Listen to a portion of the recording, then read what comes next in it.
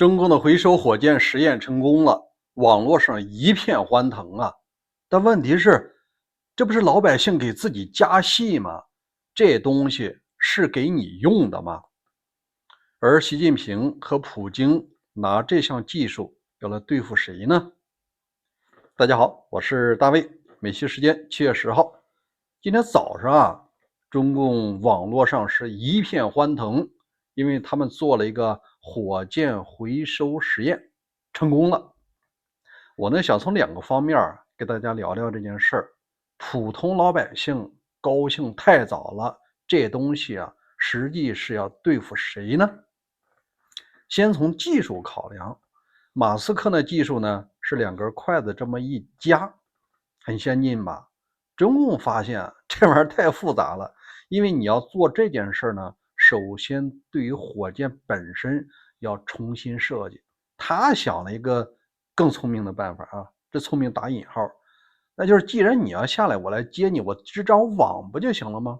而且我不是一个固定的地方，不用你火箭来找我，你落到哪儿呢？我去找你。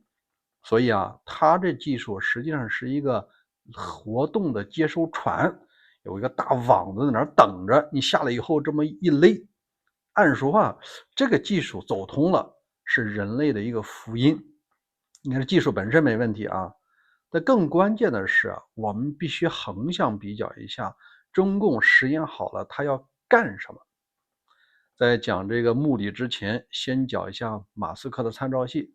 它的可回收火箭目的很明确，是为了降低发射的成本，打更多的星链上去，最终实现它的自动驾驶和导航。这个导航误差能达到厘米级，这样两车相交的时候就不会撞一块了。按说这个市场每年的产值可能高达1000亿美金。每年都有这么多的收益，所以说星链是个挣钱的生意，而且未来能挣大钱。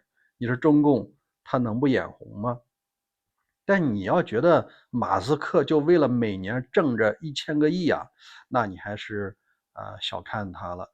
实际上他的目标是拿到这第一笔钱以后呢，造更大的火箭，就是那个猎鹰星舰做完了星舰他要去做探月，按照他的时间节点，2030年以前要完成载人探月，然后把探月的那些设备其中那个氦三开采完了以后，把月亮当成火星的一个加油站和中转站。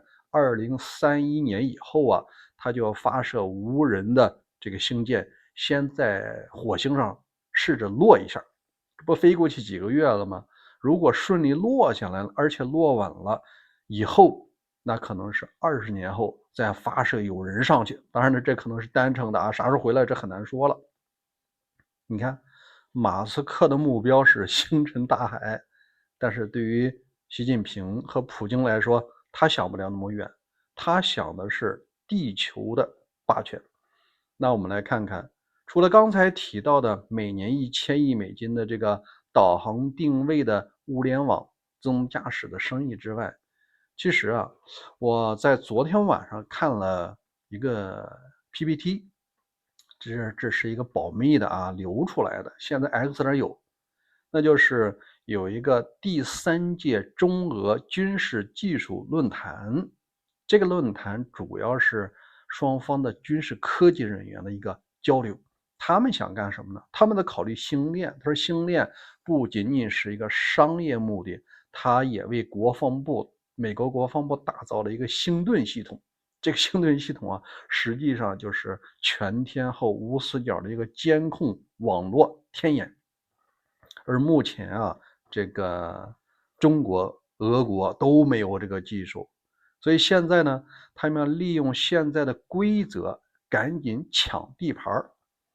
按照国际空间的规则呢，近轨的轨道、近地轨道，谁呢先到先得。按照马斯克的目标，他的发射火箭和卫星的数量呢是10万到12万。10万多，它得占多大地方？而如果说这些好地方都让这星链占了，那中国、俄罗斯的腹地也就一览无余了。你想发射这个导弹，或者你在海里再发射一个洲际弹的导弹，你提前就会被看到，被看到就有可能会被拦截。所以说，中俄也在换着军民融合的马甲，尽快发射这些卫星抢地盘。其中2个是国字头的，一个叫国网系统，一个叫做千帆系统。他们每家都要发射1万多颗卫星，当然了，还有一些民用的。总之，中国目标发射也得奔着10万去了。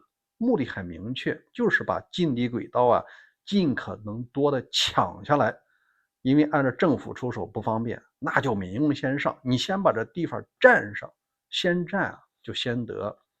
那其中有一篇 PPT 就想到，星链系统在提供民用价值的同时，也服务于俄乌战争，为乌克兰提供导航。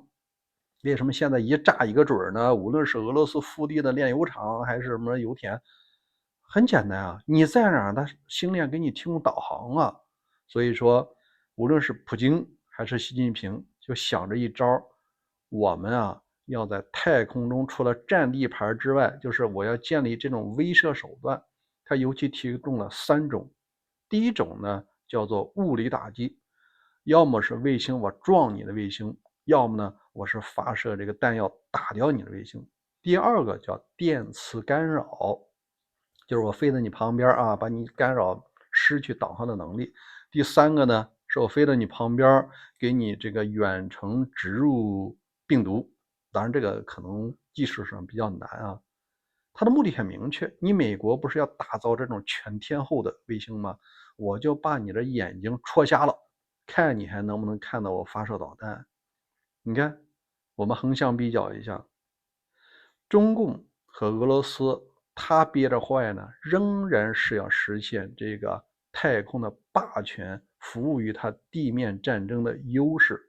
如果咱们假设一下，老习在2028年美国总统川普这个在任期间，如果想赌一把，想要收复台湾，他就要考虑，我有这个星链他一定会看到我的军事调动，我什么时候发射火箭，发射火箭的地址在哪儿，这不是单向透明我在打之前我就把你这些星链给你戳瞎了。